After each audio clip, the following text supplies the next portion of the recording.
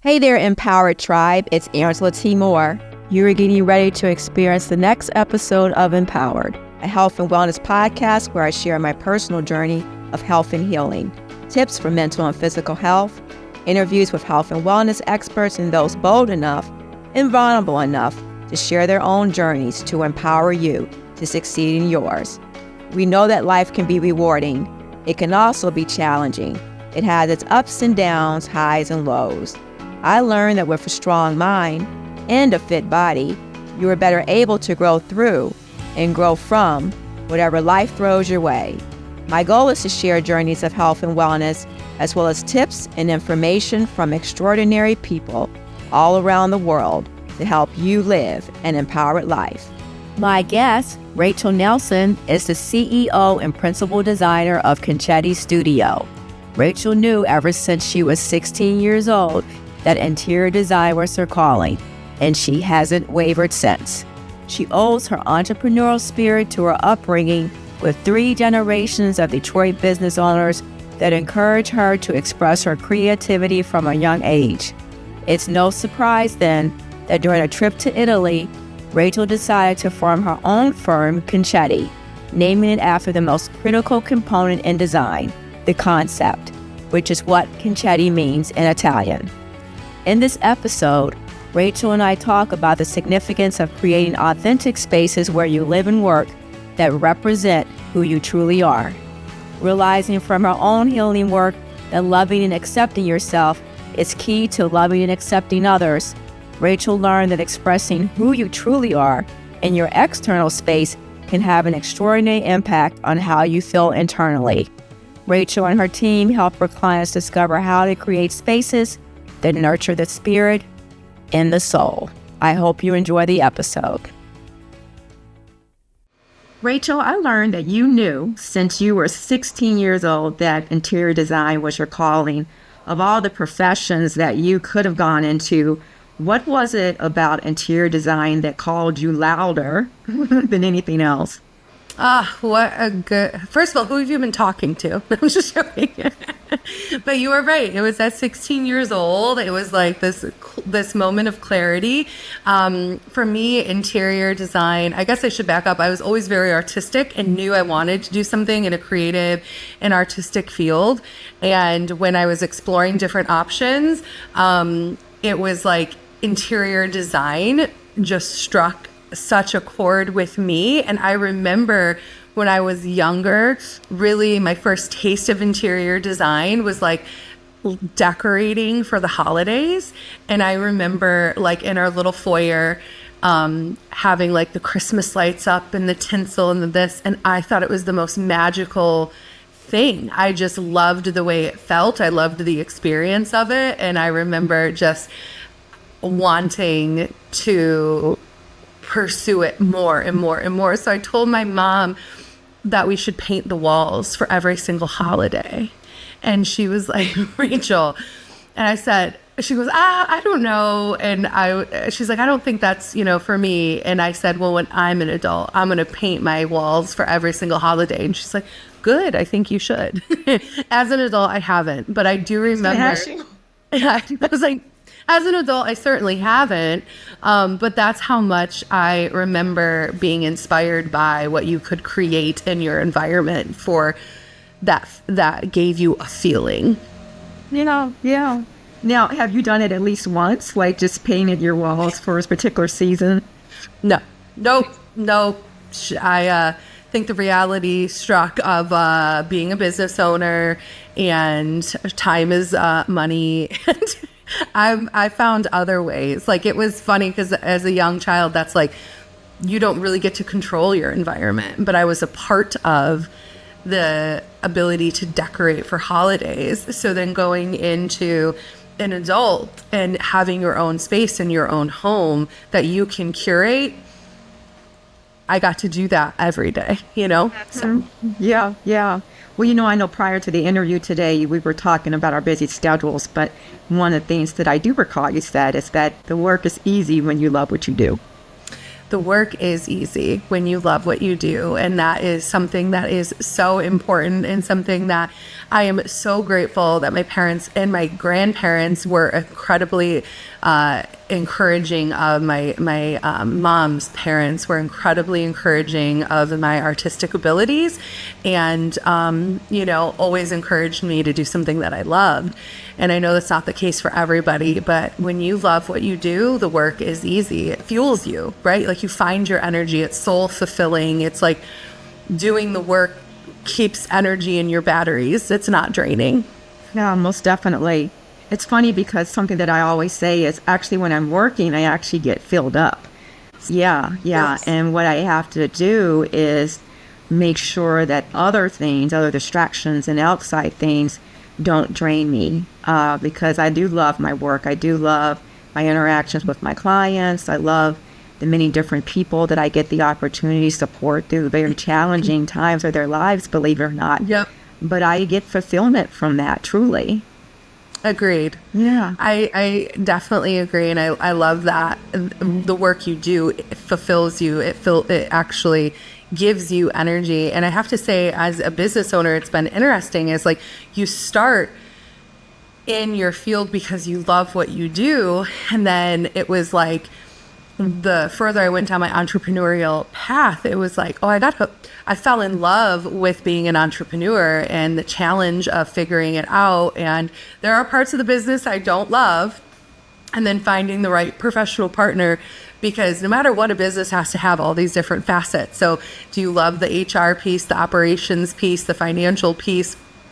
And then there's the management piece and the interior design piece. And so it's like, I want to make sure I never lose the interior design piece. And I've also fallen in love with the challenge of the vision, the next step, the networking, all of that, and finding the right people to fill in on the areas that it's like, those don't set my soul on fire. They feel a little draining, you know? I always say the things that make my spirit dance are the things that I'm supposed to do.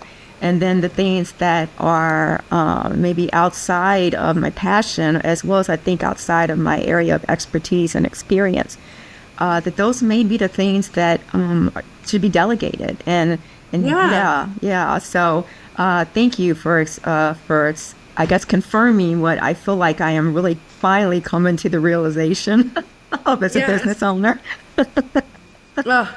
Amen. I love your spirit dance. That's a beautiful way of saying it. Yeah, isn't it? Now, I've had the honor of interviewing you on my radio show. In fact, we were talking about it prior to starting the interview today. It was just over a year ago.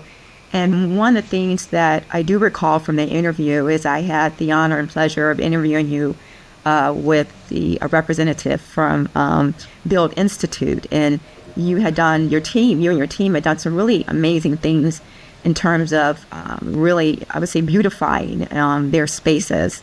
And I imagine that as you were working with many different, clients and different things like that, that it can probably be very difficult, or maybe it's not, to understand like what is the client's vision, and to help them clearly articulate that so that you and your team can turn that vision that they have and that they see in their head into reality. I want to give you the opportunity to talk about that. Like, as you work with many different clients, has it become easier or more difficult to understand the vision of someone else? And have you been able to, over time, figure out, I would say, creative ways of helping people, bring out their creativity so that they can share with you what it is that they want you to create? Yes. Well, that is a piece that sets my soul on fire. That is why Concetti exists. So no, it isn't challenging, I guess. It is challenging, but it's rewarding. Maybe that's the way to put it. And we talk a lot as a team here at Concetti. We're interior design strategists. So we are here to do design differently. And so that is really leaning into the left and right brain thinking, and really making sure, as a designer, we're creating a beautiful vision that is honoring our clients, but we need to be very strategic about how we reach it, because it isn't about me. It isn't about any of the other design team. It is about you, the client. And if we are here to pull out your vision for your brand, then it's of the utmost importance that we hold space. And so we talk a lot as a team on the importance of being a professional partner and being an advocate. That's the role we take, is we are an advocate and we're here to empower you. So often we hear people, we exist for a reason. People need help exploring space and what that's going to be, and they don't have to have the answers. So sometimes they come to us thinking, oh gosh, I think I'm supposed to have this, or shouldn't I do this? And it's like, let's throw all that away, all the things, all the pressures, and let's really focus on what you're trying to say. And let's not jump to solutions. Let's live in just holding space and letting creative ideas fly. And so when we're able to do that, and we can lose the pressure from outside voices, outside people, and also the pressure to know what the solution is right away, then we really create a space where we can talk through and ideate all of the possibilities that something could be, with the guiding light of said brand, said personality. And so it all comes back to, as we're exploring ideas and possibilities, does this align with the brand? Does this align with the vibes we're going for the voice? And when it does, that's when we really give people the power, the bravery to step into being the boldest version of them. Because that's really what we all want. We all want to be seen. We all want to be heard, and we all want permission to just be who we are unapologetically. And that's what we at Concetti aim to do through the entire Discover process, is just to be who you are, give you permission to be who you are in the built environment. And especially in business, that means just really aligning with your brand unapologetically and doing it in a way that is going to serve your people. And by people, I mean your customers as well as your employees. I love that.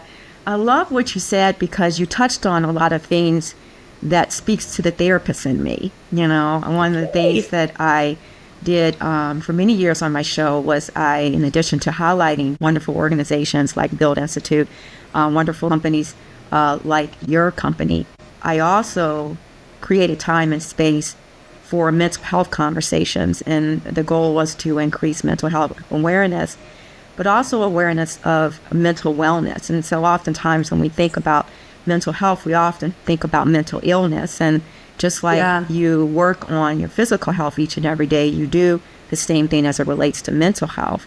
But I don't think that a lot of people realize how significant to your mental wellness your space is. And, having organized space, having your space, especially within your home or where you work, where you spend a significant amount of time, be a representative, authentic, representative of you. And that a representation, of you.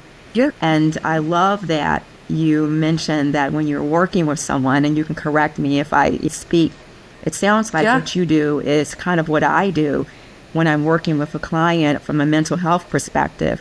I'm not asking them to solve their problems. I'm saying, let's, present everything to me, and then together we will figure out the solutions to the things that you're trying to achieve in your life and the goals that you're trying to accomplish.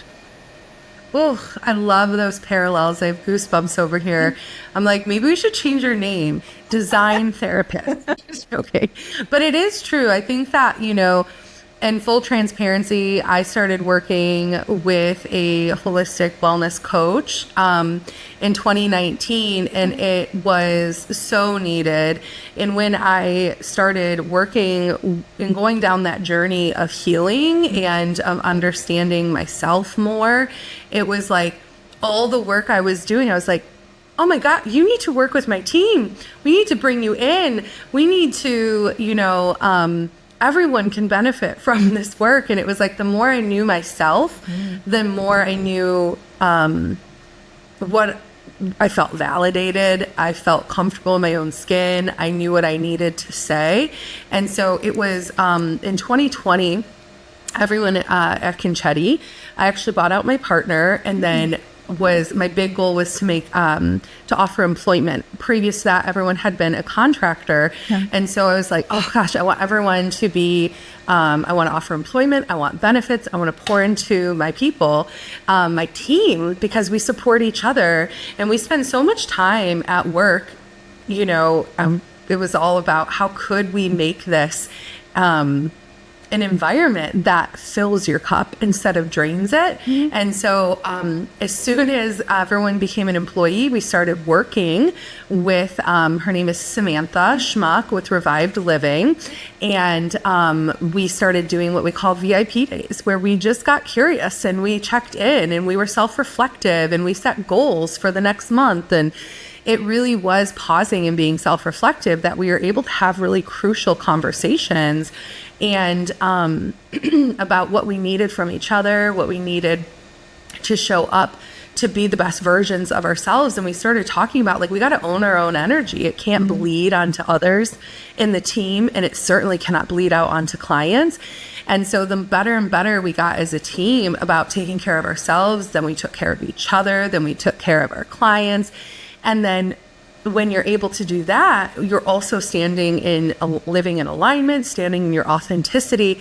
And when we went to rebrand, I was like, that's what I want to scream and shout from the rooftops, is like, we're living and we're breathing representations of standing in our power and our authenticity. And if we're telling people they should do it, we have to lead by example. And so it has been really cool to see that that domino effect of taking care of yourself in being a professional service. I guess I should back up. We think that doesn't mean being a martyr, right? And like, so it was like, let's take care of ourselves so we can take care of others. And so it's just been a really cool, beautiful journey.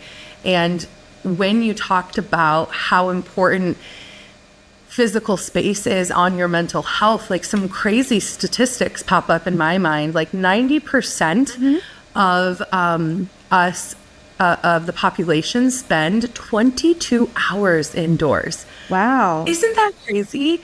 And if you look at another statistic, it was like we spend 86% of our lives indoors. And so, like, think of how powerful the spaces we create are on our mental health and well-being. At first I was shocked, but then about that percentage, you said 90% and then 86%, I think is what you said. Yeah. And 90% of people spend 22 hours inside. Yeah. Yes. But then when you think about it, you also sleep in your space, right. So you're going to be adding those hours. You're getting ready in the morning. Yeah. You're getting ready in the evening to go to bed. If you work from home, I imagine that you could spend even more time. Yep. Yeah. And what's interesting is you make me think about the importance of really thinking about each and every space that's in your home, that even in your car, and even in your workspace. Because, well, truly, I mean, you are spending a lot of time in each of those spaces. And I don't think that of course, as a therapist, I think a lot deeper about those kind of things, because, a lot of the work that I do when I'm working with clients, one of the things that I try to get I would say a complete sense of is, what is your home space like? What is your office space like? Do you tend to have a very disorganized space? Do you tend to hoard? Do you tend to have a lot of items around you that make you feel chaotic and stressed? When you enter into different spaces, are there rooms that when you go into it, the energy of the room makes you feel depressed or sad? And are there rooms that when you enter the room, because of the lighting or because of certain things that you have, placed strategically in that room, it brings you peace and joy? And can we, spread that throughout your house?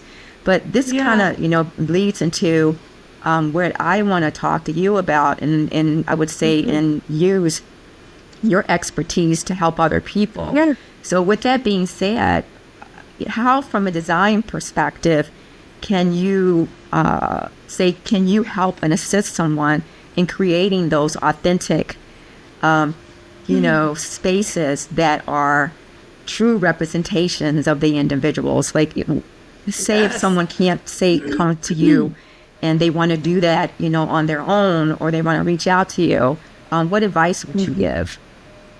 Oh, I love that. While you were describing some of the spaces, I felt myself close my eyes and start to see it. And it's so funny when we are working with clients, one of the biggest and most powerful things to do is just ask for images that resonate with them. Inspirational images. We've gotten so many, such a diverse photos coming at us. We've got people who literally send us a sunset on the water. Ooh, yeah.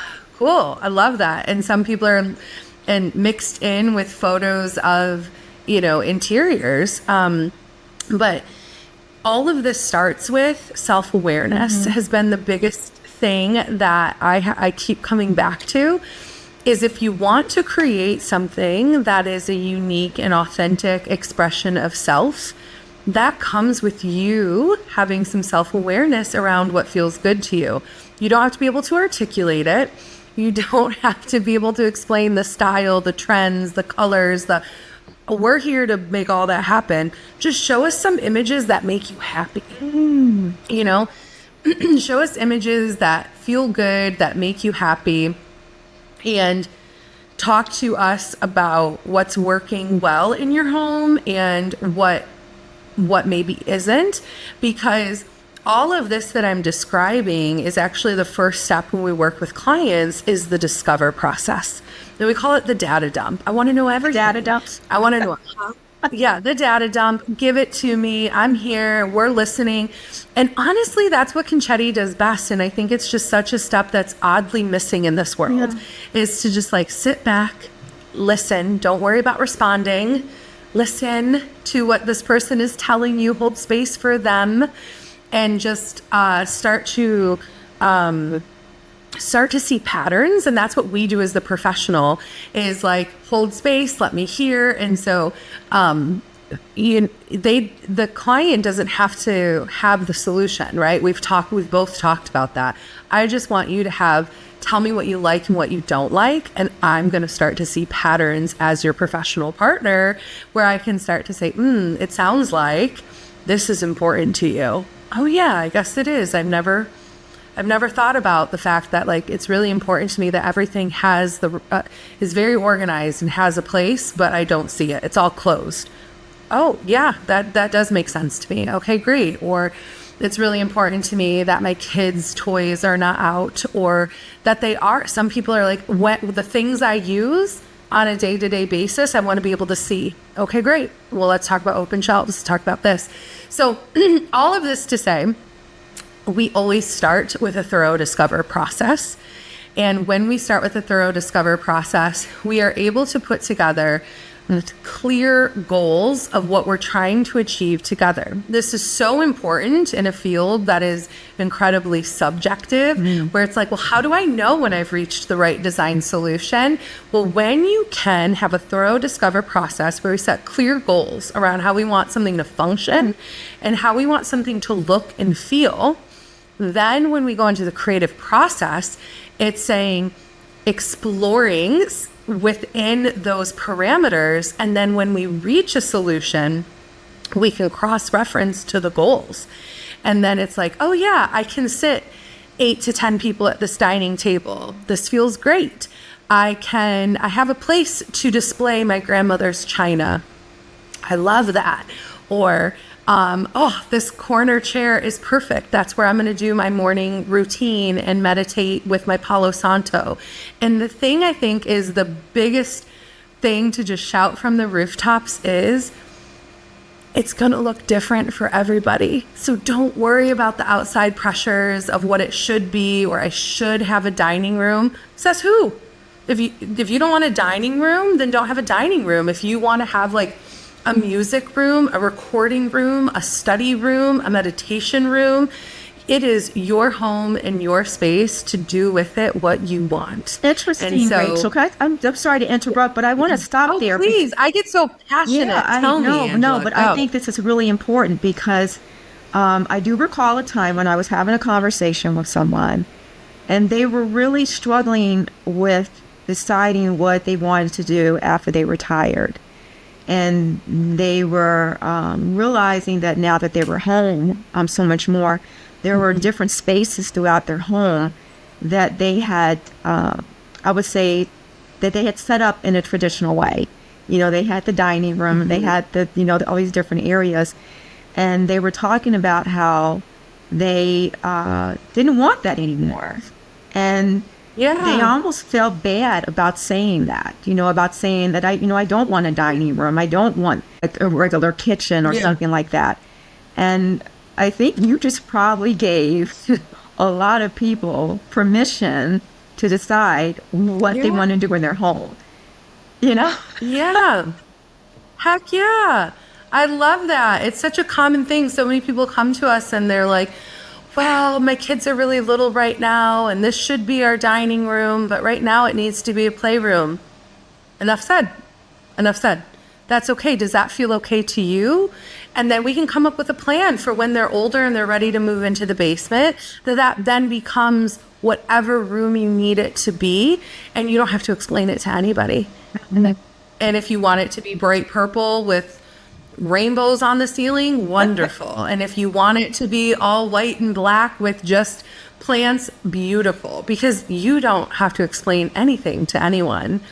And when you do use your house and view it as an opportunity for self-reflection, not reflection, oh my gosh, expression. That's okay. I was like, I'm losing the word.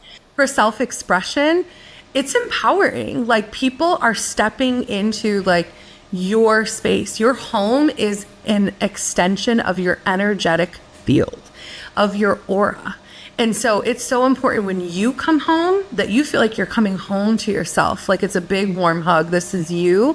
You feel safe. You feel loved. You're going to make memories here. And then the other thing is when you invite people in to your space, that it is an extension of who you are. And take pride in that. Take pride in it.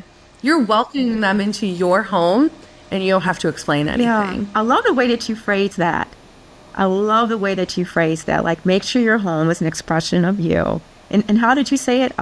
Make sure your home is an expression of you. And what else did you say? You said it so good.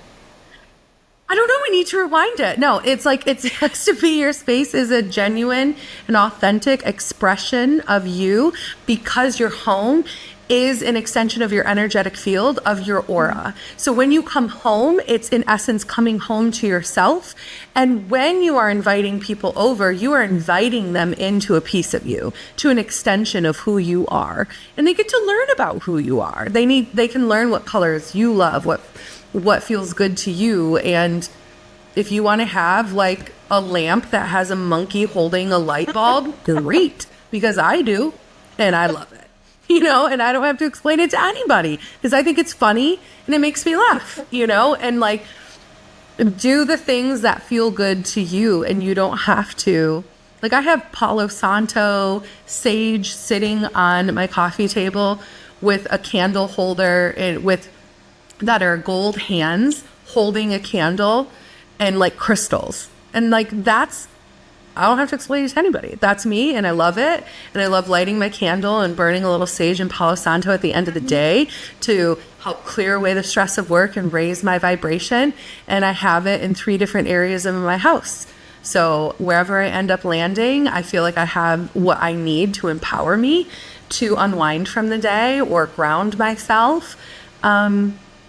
And it's cool because it's a conversation starter, and people get to know a side of me that they might not normally know. Now, you made me think of something because we're talking about, I would say encouraging people to create time and space, I think, to really think about or have someone like yourself assist them in creating spaces that are authentic representations or expressions of who they truly are.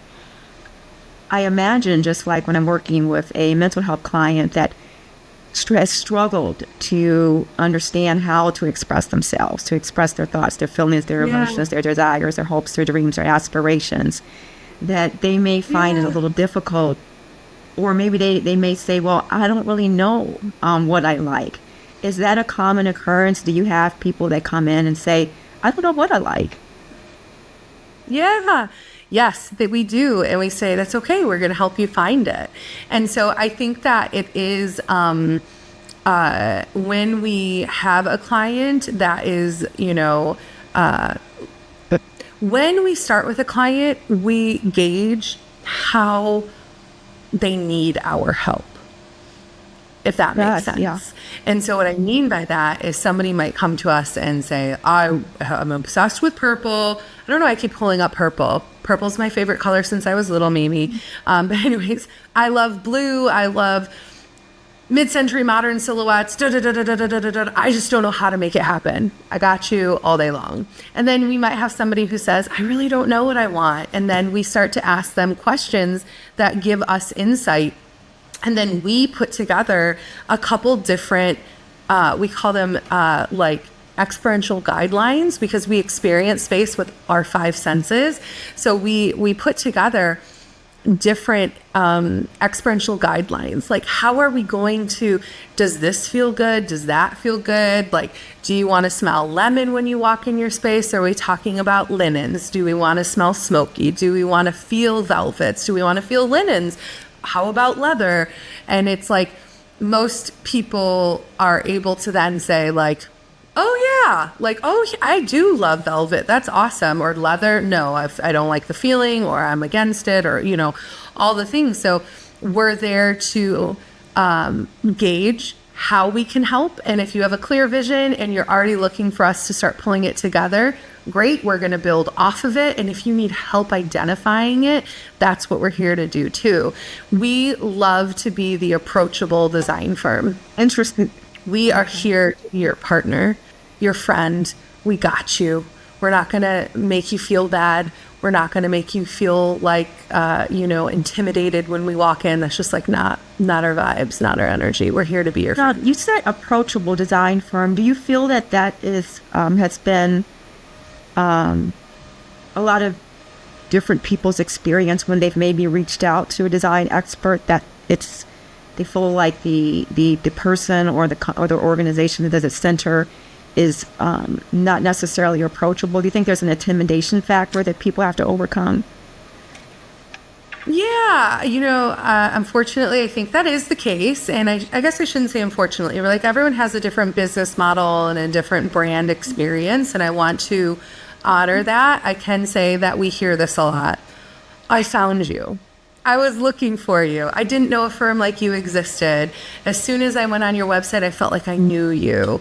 Those types of things. Like, I wasn't intimidated, because a lot of times I think people hear interior design and they go equals luxury, equals, expensive for the elite. Yeah. Yes. And we're like, no. So one of our core beliefs at Concetti is everybody deserves good design. And so we have a phased approach to design where we can engage with clients at different levels. And we say, no matter what level you engage with us on, we know that an investment in your space is an investment in yourself. Mm-hmm.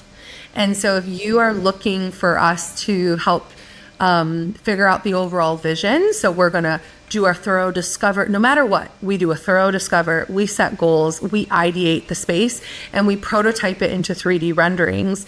And at the end of that, you'll have like, oh my gosh, yes, I know that I want yellow walls and a sectional that's going to be this big with a colorful rug with blah, blah, blah, blah, blah, blah, like a vision, right? It's a rendering, and we give all the dimensions for it. And we call them phase 1 clients, where they just need the vision and they want to execute it on their own. That could be because the investment for them is maybe uncomfortable for us to manage it. But we also have clients who say, I love shopping. I want to go find all the pieces, but I need help making sure I'm confident in the pieces I go purchase. So you're phase one only. We're going to do all the design work you'd expect, but we're going to empower you to execute it on your own. And so with that, we can offer design services to people who maybe normally would think like, that's not for me. But we do go all the way to the finish line too, because when starting Concetti, I did hire a brand strategist, interviewed people who'd worked with me, other designers, and found some repeating themes that I was like, I want to change this and make it better. And one of them is getting to the finish line and saying like, all the furniture was there, but was delivered, but I don't really know how it's supposed to be placed in the room. And should it be on the rug or should it be off? And now I have this bookshelf, but what do I put on it? So we will literally go to the finish line with you. We're there when your furniture is delivered. We'll stage everything. So just the vision, or we'll literally hang your family photos. You let us know. I love it.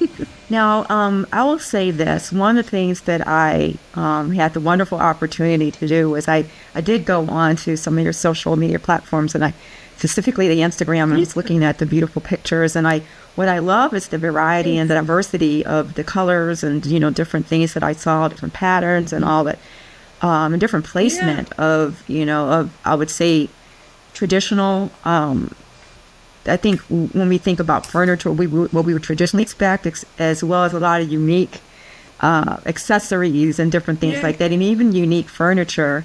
And one of the things that really captured my attention is that your tagline says, "We believe everyone deserves to live and work in spaces that fully express their authentic selves. We create space that becomes you." So I would say this as we come to the end of today's interview. What would you like to say to those individuals that want to express their authentic self in their personal and professional life, but they're just not quite sure where to start, and and maybe they're kind of intimidated by the potential journey of what they're thinking that it's going to be? I would say embrace it. You can't do it wrong. I think that's the biggest thing. It's creative for a reason, and you should not worry about the rules at this point. Just worry about what feels good to you. And so get into make it a vibe for yourself. Light a candle, pour a glass of wine, a glass of coffee, lemon water, whatever feels good to you. Get on Pinterest and just start to look through images and see what you gravitate towards and just save them. Don't just gut instinct, save. Don't get in your head. And I bet you when you pull up those images and you look at your board all together, it's going to be a vibe. And it's going to be like, well, all of these things work and feel good together. And it will start to give you more language around what feels good to you. Oh my gosh, I guess all of my images have a funky pop of yellow. Oh, do I like unexpected pops of yellow? I guess I do, right? So just get curious about it and have fun. The other thing that I love is dopamine decor. Go to a Home Goods, go to a art fair, and whatever you gravitate towards, own it. I was at Eastern Market yesterday, actually, for some flowers, and it was so funny because I had to practice what I preach because I'm looking, and I kept going over to the Wandering Jews plant, which I love, which have these beautiful tones of the purple and the green. And then I was like, okay, fourth time I've gone over to it. I'm supposed to have that. I love that. And I will find a place for it. So it's when you just listen to yourself and the pieces you're gravitating towards and honor it. And don't worry about, my neighbor has those, or my mother-in-law said not to, whatever. Get the pieces you like. So when you went to a home goods store and you keep going over to the bright cobalt blue pillow, buy it. And then the next time you go shopping and you like something else and you're like, oh my gosh, I think I really, really want that candle and it has an alligator top on it because I think it's so silly, buy it. Buy the things that make you feel good, and you will start to see that there is consistency because it's you. if you are honoring your own gut instinct, you will start to build a vibe, a feeling, and just go along for the journey for a little bit. And if you want the extra help, we're here. And if you want some to feel inspired, follow designers that inspire you. Follow us on Instagram, please, Concetti Studio. Sign up for our newsletter. We are launching new projects all the time. We actually have one called Suburban Sanctuary launching soon, which is a beautiful example of a client who prioritizes their mental health and how it has manifested into their space. So yeah, just get curious and don't lose the judgment. I think the takeaway is that I would say that whenever you are using design to express yourself, give yourself permission to do it authentically. I think that's I think that's what I definitely have taken away from our conversation, and that is, you don't have to apologize, I think, for the things that really speak to your heart. Make your spirit dance, and I always say, make my spirit dance. What was your phrase that you had, Rachel?